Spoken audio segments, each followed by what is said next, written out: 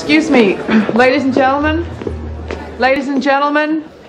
the President of the United States. Thank you very much. Thanks a lot. I wish I could spend more than a few minutes with you, but the polls don't close in the East for another hour, and there are plenty of election results still left to falsify. You know, with so many people participating in the political and social debate through call-in shows, it's a good idea to be reminded every once in a while. It's a good idea to be reminded of the awesome impact.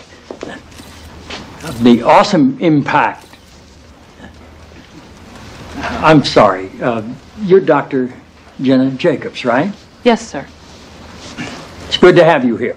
Thank you.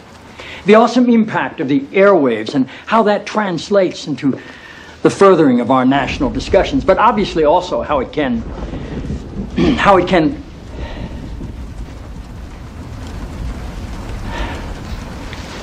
Forgive me, Dr. Jacobs. Are you an MD? A PhD. A PhD? Yes, sir. In psychology? No, sir. Theology? No. Social work? I have a PhD in English literature. I'm asking because on your show people call in for advice and you go by the name Dr. Jacobs on your show, and I didn't know if maybe your listeners were confused by that and assumed you had advanced training in psychology, theology, or healthcare. I don't believe they are confused, no, sir. Good. I like your show. I like how you call homosexuality an abomination. I don't say homosexuality is an abomination, Mr. President. The Bible does. Yes, it does. Leviticus 18:22. Chapter and verse.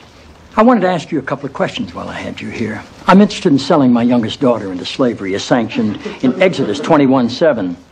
She's a Georgetown sophomore, speaks fluent Italian, always cleared the table when it was her turn. What would a good price for her be? While thinking about that, can I ask another? My chief of staff, Leo McGarry, insists on working on the Sabbath. Exodus 35:2 clearly says he should be put to death. Am I morally obligated to kill him myself, or is it okay to call the police? Here's one that's really important, because we've got a lot of sports fans in this town. Touching the skin of a dead pig makes one unclean, Leviticus 11:7. If they promise to wear gloves, can the Washington Redskins still play football? Can Notre Dame? Can West Point? Does the whole town really have to be together to stone my brother John for planting different crops side by side? Can I burn my mother in a small family gathering for wearing garments made from two different threads? Think about those questions, would you? One last thing.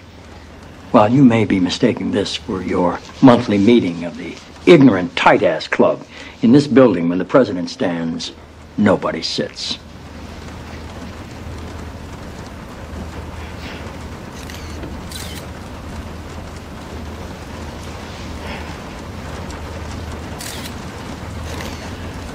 Toby. Yes, Mr. President.